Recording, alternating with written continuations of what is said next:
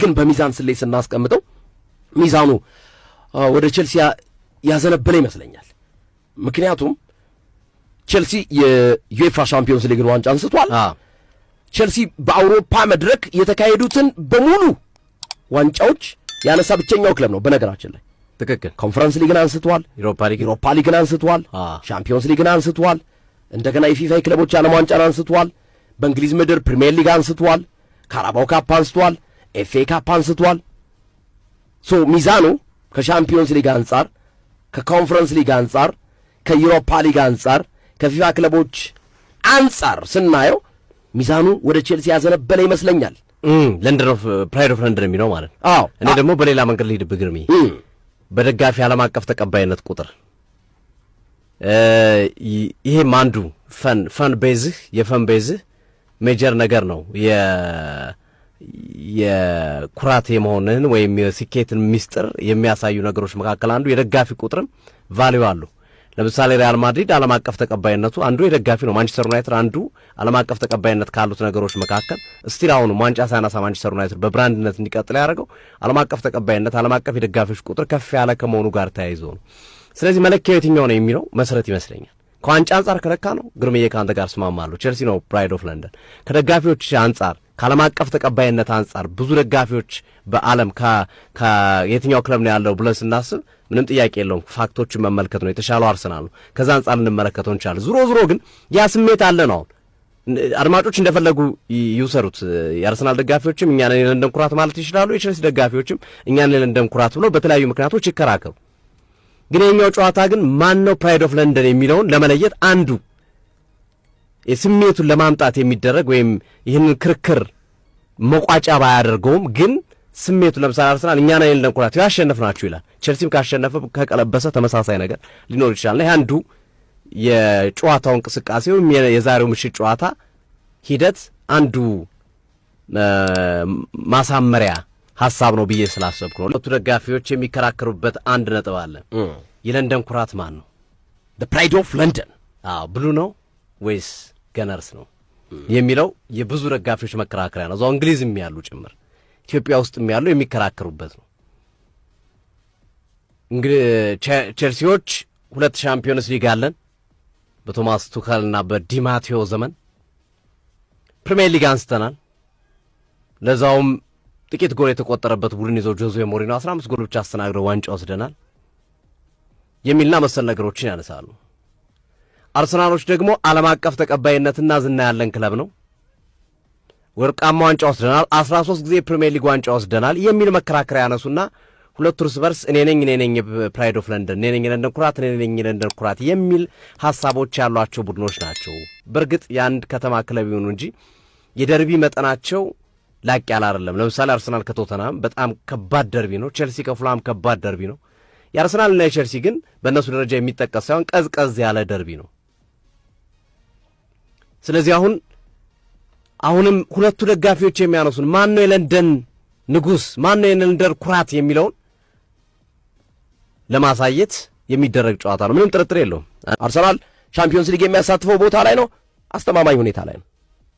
የሻምፒዮንስ ሊግ የምድቡ መሪ ነው። አዎ። የፕሪሚየር ሊጉ የምድቡ መሪ ነው። ፕሪሚየር ሊግ ዋንጫ መውሰድ የሚችልበት እድል ላይ ነው። አዎ። ግን አርሰናል ይህንን ካራባው ካፕ ድልን ታዲያ ለምን ይፈልገዋል? በተለይ ኮንፈረንስ ሊግ ለሚገቡ ቡድኖች አይደል እንደ የተሻለ የሚሆነው የሚል ጥያቄ ሊነሳ ይችል ይሆናል። እንግዲህ እንዳልኳችሁ ይህንን ዋንጫ ካዩ ረጅም ዓመታት ነው። አርሰናል 1992 93 ይሄ ዋንጫ ለትላልቅ ቡድኖች ብዙ ጊዜ የሊቨርፑልን ሐሳብ ብዙዎቹ ይጋሩታል። ሊቨርፑል የሚያነሳው ነጥብ አለ እንደ ማነሳሻ፣ እንደ ስነ ልቦና ጥንካሬ። አርሰናል ዋንጫ ሲያፈገፍጋል፣ አርሰናል ሁሌ የዋንጫ አጃቢ ነው የሚባለውን ነገር አሰልጣኝ ሚካኤል አርቴታ ዛሬ ምሽት ለመስበር መንደርደሪያ ላይ መቀመጥ እንደሚፈልጉ ቀደም ሲል ገልጸውታል፣ ተናግረውታል።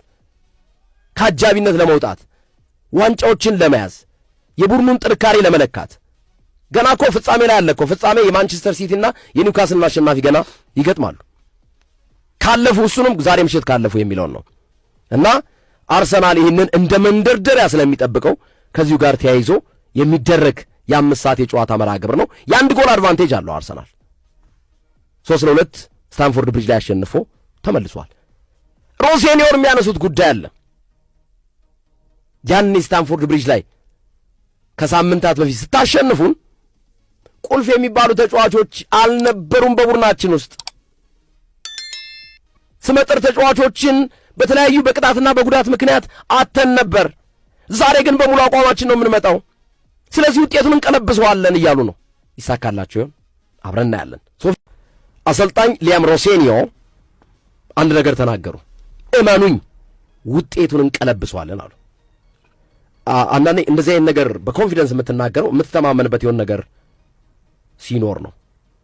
ሮሴኒዮ እንዲተማመኑበት ያደረጋቸው ነገር በባለፉት ጨዋታ ላይ ያልነበሩት ተጫዋቾች በዛሬ ምሽቱ ጨዋታ ከመግባታቸው አንጻር እንደ አድቫንቴጅ ወስደውት ይሆን ወይስ ሌላ መተማመኛ ኑሯቸው ይሆን? ሶፊ አንተ እንዴት ተረዳው? ጀብደኛ አሰልጣኝ ናቸው። አሰልጣኙ በባህሪያቸው ግን በተደጋጋሚ እንደምንመለከታቸው የሚናገሯቸው ሐሳቦች አነጋጋሪ ሆኖ እናያቸዋለን ከመጡበት ጊዜ ጀምሮ እና አርሰናል ላይ ውጤት እቀለብሳለሁ ብሎ ሙሉ ልብ መናገር አይቻልም። ምክንያቱም አርሰናል ፉልሃም አይደለም አሁን ላይ ወይም ኖቲንግሃም ፎረስት አይደለም ሂደህ ውጤት ሜዳው ላይ የሚቀለብስበት ማለት ነው። ያሉት ተጫዋቾች ጥራት በጣም ከፍ ያለና ጥራት ያለው ነው። ግን አማራጭ የለም፣ እየተመራ ነው። ስለዚህ ሪሞንታዳ እሰራለሁ እያልክ እየፎከርክ ተቃራኒ ቡድን ተጽዕኖ ውስጥ ማስገባት ካልሆነ በስተቀር ምንም አማራጭ የለም። እኔ ያውቁታል ብዬ አስባለሁ። ይህንን ጨዋታ መቀለበስ ቀላል እንዳልሆነ ያውቁታል። አይቀለበስም እያልኩ አይደለም፣ ግን ከባድ ጨዋታ ነው። ይሄ ልብህም ሞልተህ እቀለብሰዋለሁ የምትለው ጨዋታ አይደለም። እንኳን እቀለብሰዋለሁ ብለህ ልታስብ ይቅርና ይህንን ጨዋታ ከዚህ ጨዋታ አቻው እንኳን ወስዳለሁ ብለህ አታስብ። ምክንያቱም የአርሰናል የተከላካይ መስመር ጎል የሚቆጠርበት አይነት ተከላካይ መስመር አይደለም። የአርሰናል የአማካይ መስመር በጣም ጥራት ያለው ነው። አጥቂው አሁን ጎል እያመረተ ነው ያለው። ጄሱስም ያገባል፣ አቨርዝም ያገባል፣ የኮረሽም ያገባል። ሁሉም እያገቡ ነው ያሉት። ሊድስ ላይ ደግሞ ይዞት የመጡት የአርሰናል አጨዋወት ዳይሬክት ፉትቦል መሆኑ ሌላ አዲስ ስታይል ይዞ ነው የመጣው። አዲስ ነገር ነው ዛሬም ሌሌ አርቴታ በእርግጠኝነት ስታንፎርድ ብሪጅ ላይ በቀረቡበት መንገድ ዛሬ ይቀርባሉ የሚል እምነት የለኝም።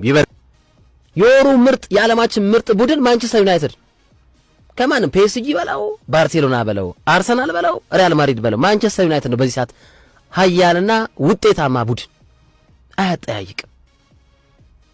ትንሽ ማንቸስተር ዩናይትድ የመከላከል አቅሙን ማሳደግ አለበት። ትንሽ እንደ ዲክላን ራይስ አይነት ለተከላካዮቹ ደጀን የሚሆን ዲፌንሲቭ ሚድፊልደር ማንቸስተር ዩናይትድ ያስፈልገዋል እንጂ በዚሁ አካሄድ ማንቸስተር ዩናይትድ የሚሄድ ከሆነ ማንም አያቆምም። ማንቸስተር ዩናይትድ ማንም እንደሚያገባ ትላንትና ያስታውቃል እኮ ሲገባበት እኮ እንደሚያገባ ያስታውቃል፣ እንደሚያሸንፍ ያስታውቃል። this is ማንቸስተር ዩናይትድ ሳቲስፋይድ በጣም እንኳንም የማንቸስተር ዩናይትድ ደጋፊ ሆነን የሚለው ማንቸስተር ዩናይትድ ደጋፊዎች ቀና ብለው እንዲሄዱ የማንቸስተር ዩናይትድን ቀይ፣ ጥቁር፣ ነጭ የተለያዩ ማሊያዎችን በየቀኑ ብታረግ በዚህ ሰዓት አፈሪታ አይሰማህም። ቀና ብለህ ነው የምትሄደው።